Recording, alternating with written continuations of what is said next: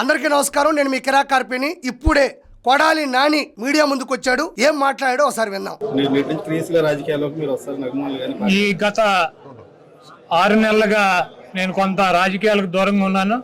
కొడాలి నాని 6 నెలల నుంచే, అంటే గత 6 నెలల నుంచే నేను రాజకీయాలకు దూరంగా ఉన్నానన్నాడు. కూటమి ప్రభుత్వం గెలిచి జగన్మోహన్ రెడ్డి ఓడిపోయి ఇప్పటికి 18 నెలలు అయింది. 6 నెలలు ఎక్కడ? 3 × 6 నెలలు = 18 నెలల్లో కనీసం సరిగ్గా ఒక్కసారి కూడా మీడియా మీదకి వచ్చింది లేదు, ప్రజల్లోకి వెళ్ళింది లేదు. కొడాలి నాని ఇలాంటి అబద్ధాలు చెప్పే కదా మనం ఓడిపోయింది. అన్నేమో ఐరన్ మ్యాన్, ఎందుకంటే ఇండియాలో ఉండేటువంటి ఇనుమంతా తీసుకొచ్చి ఇంటి చుట్టూ కట్టుకుంటాడు కాబట్టి ఐరన్ మ్యాను. నువ్వేమో మెరుపు తీగ, అటొచ్చట వెళ్ళిపోతావు అంతే. అన్నకు తగ్గట్టే మంచి బిరుదు వచ్చింది. అన్నేమో ఐరన్ మ్యాను, నువ్వేమో మెరుపు తీగ. ఎందుకంటే నాకు బైపాస్ సర్జరీ జరిగింది. ఏమో 2024 ఎలక్షన్స్ రిజల్ట్ ముందు వరకు కూడా నీకు బైపాస్ సర్జరీ జరగల. అందరికీ తెలుసు. రోజు ప్రెస్ మీట్లకు వచ్చేవాడివి, సోషల్ మీడియా ముందు మాట్లాడేవాడివి. మరి ఇప్పుడు ఎందుకు బైపాస్ సర్జరీ జరిగింది? ఎందుకు జరగాల్సి వచ్చింది?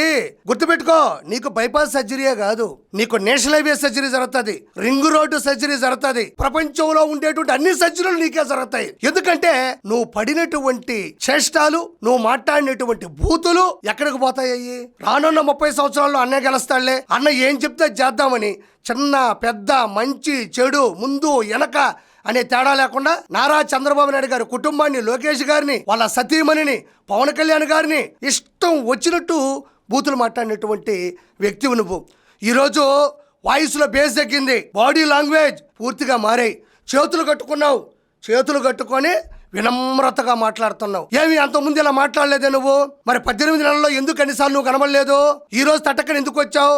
అన్న చెప్పాడు, కొడాలి నాని నువ్వు కనబడకపోతే నిజంగా పోయారనుకుంటున్నారు, నువ్వు వెళ్ళి కనబడు, పరువు పోతుంది అని గట్టిగా వేసినట్టున్నాడు. అన్న పరిగెత్తుకుంటా వచ్చి చేతులు కట్టుకొని నీకు నిజంగానే ఆరోగ్యం బాగాలేనట్టు, ప్రజలంటే నీకు విపరీతమైన ఇష్టం ఉన్నట్టు, నువ్వు అమాయకుడు అయినట్టు, 2024లో ఏదో పొరపాటు జరిగి నువ్వు ఓడిపోయినట్టు మాట్లాడబాక. 53,040 ఓట్ల తేడాతో ఓడిపోయినావు నువ్వు. ప్రజలు నీకెందుకు చెప్పులు దండ వేసి పంపించారు అంటే ఏమని చెప్పాలి? ఇలాంటి మాటలు మాట్లాడే కదా నిన్ను దూరం పెట్టారు.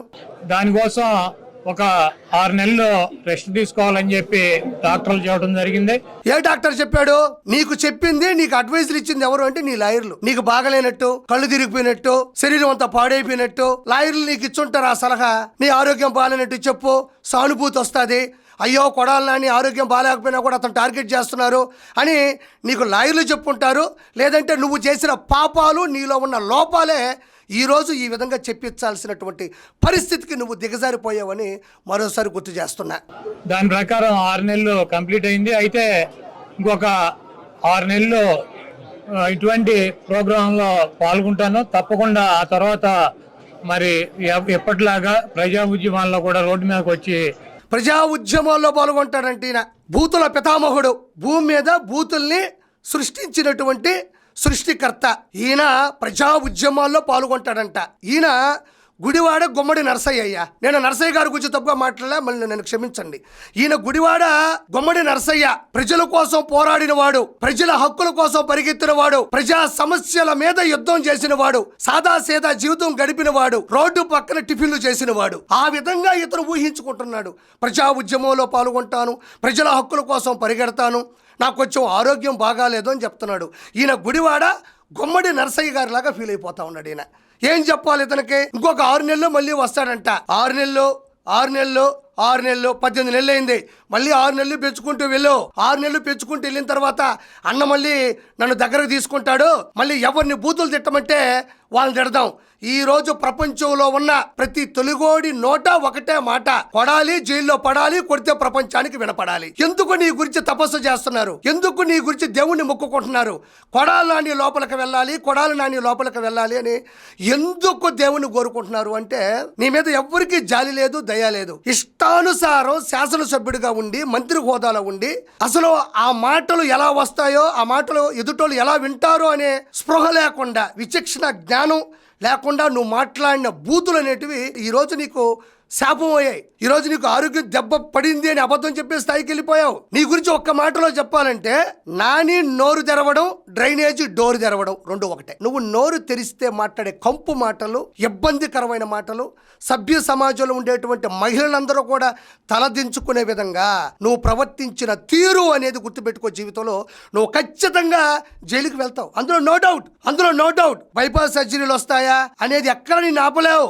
బైపాస్ కాదు, నువ్వు టైప్ పాస్ సర్జరీలు చేయించుకుంటున్నావు. సర్జరీ అనే మాటలు చెప్పేసి టైం పాస్ చేసుకుంటూ పోతుంటే అన్న మళ్ళీ వచ్చేస్తాడని భ్రమపడకు అని మనస్ఫూర్తిగా కోరుకుంటున్నా. ప్రజల తరఫున ఫైట్ చేస్తామని చెప్పి ఈ రాష్ట్రంలో జరుగుతున్నటువంటి అనేక అవకతవకలు కావచ్చు, అనేక రకాలైనటువంటి అక్రమాలు, వేధింపులు, వీటన్నిటిని కూడా అక్రమాలు, వేధింపులు, అన్యాయాలు, అవినీతులు ఇవన్నీ బాగానే ఉంటాయిలే కానీ చెప్పడానికి అన్నేమో అసెంబ్లీకి రాడు, నువ్వేమో ఆంధ్రలోకి రావు. ఎలా యాగాల మీ ఇద్దరితో? మళ్ళీ అవినీతి, అన్యాయం, అక్రమం, దారుణమైన పరిస్థితులు ఆంధ్రలో ఉన్నాయని చెప్పడానికి మాత్రం భలే చెప్తారు మీరు. ఎందుకు మీ బతుకులు? ప్రజలు మీకు ఎందుకు 151 ఇచ్చి 11 ఇచ్చారు అంటే ఇలాంటి నాసిరకమైనటువంటి నాణ్యత లేనటువంటి మాటలు మాట్లాడటం వల్లే కదా మనం దిగజారిపోయినాం. వీటన్నిటిని కూడా ఎదుర్కొని నిలబడి వైఎస్ఆర్సీపీ జెండాని మళ్ళీ జగన్మోహన్ రెడ్డి గారిని ముఖ్యమంత్రి నిలబడే అంటాడు. ఇప్పుడు నిలబడే ఉన్నాడు. 10 సెకండ్ల తర్వాత మ్యాజిక్ చేస్తే ఎలా అయితే పావురాలు ఎగిరిపోతాయి అలా ఎగిరిపోతాడు ఈ మనిషి. ఈయన మళ్ళీ నిలబడంట ఆంధ్రలోకి వచ్చి కూర్చొని మొత్తం ప్రజా సమస్యలు మొత్తం మీద గలమెత్తాడంట. ఈయన మళ్ళీ జగన్మోహన్ రెడ్డి గారిని ముఖ్యమంత్రిని చేయడానికి మాకు శక్తి వంచన లేకుండా కృషి చేస్తానని చెప్పి ఇదిగోండి మళ్ళీ వెనక నలుగురిని పెట్టుకున్నాడు. మరి ఎంత ఇచ్చాడో లేదో నాకైతే తెలియదులే గానీ వర్ధిల్లాలి కొడాలి నాని గారి నాయకత్వం అంటున్నారు. నాయకుడికి ఉండాల్సినటువంటి లక్షణాలు ఏంది? గెలిచినప్పుడు ప్రజల మధ్యలో ఉండడం కాదు, ఓడిపోయిన తర్వాత కూడా నీ కార్యకర్తలకి, నీ శ్రేణులకి, నీ అభిమానులకి, నీ పేటీఎం బ్యాచ్కి ధైర్యం చెప్పి మళ్ళీ మనం గెలుస్తామని వాళ్ళకి భరోసా ఇవ్వాలా, ప్రజల మధ్యలో తిరగాల, నీకు దమ్ముండాలా, నీకు ధైర్యం ఉండాలా, దాన్ని నాయకత్వం అంటారు. అలా కనబడి ఇలా వెళ్ళిపోయే మెరుపుతీగా నువ్వు ఎలా నాయకుడు అవుతావు? మళ్ళీ నీ వెనక రెడీగా ఉండారు వాళ్ళు, కొడాలి నాని అన్న నాయకత్వం వర్ధిల్లాలి అని. నీ నాయకుడు ఏమైపోయినాడు, నువ్వేమైపోయినావు? నువ్వు ఎగిరిపడిన తనం 2024లో నీకు ఎలక్షన్స్ ముందు రాని బైపాస్ సర్జరీలన్నీ తర్వాత వచ్చినాయి. ఫైనల్ గా చెప్పేది ఒకటే, కొడాలి నాని అనే వ్యక్తి లోపలికి వెళ్తాడు. వస్తాడా రాడా అనేది నాకు తెలియదు. ఖచ్చితంగా కొడాలి నాని గుర్తుపెట్టుకో. ఏ తప్పులైతే ఆధారాలతో సహా నిరూపించబడి చట్టానికి శిక్షకి అర్హులవుతారో అదే రెడ్ బుక్. అడ్డదిడ్డమైన గుడుంబా దాగి గుట్కాలు తిని గోండాయిజం చేసిన నీకు వెనక నుంచి జిందాబాదులు కొట్టడం, దానికి నువ్వు మురిసిపోవడం, మళ్ళీ నువ్వు నాయకుడివి. ఏ పక్క నుంచి నాయకుడు నువ్వు? కాబట్టి నువ్వు 100% లోపలికి వెళ్తావు. బయటకు వస్తావా లేదా అన్నది నాకైతే తెలియదు, నీకైతే ఖచ్చితంగా తెలుసు. ఎన్ని పాపాలు చేసావు, నువ్వు ఎంతమందిని ఇబ్బంది పెట్టావు, ఎంత దారుణంగా మాట్లాడినావు, నువ్వు మాట్లాడిన ఏకవచనాలు, నువ్వు తిట్టిన తీరు అనేది ప్రపంచంలో ఏ ఒక్కరూ హర్షించరు. నువ్వు 100% లోపల పోతా ఉన్నావు. Thank you so much.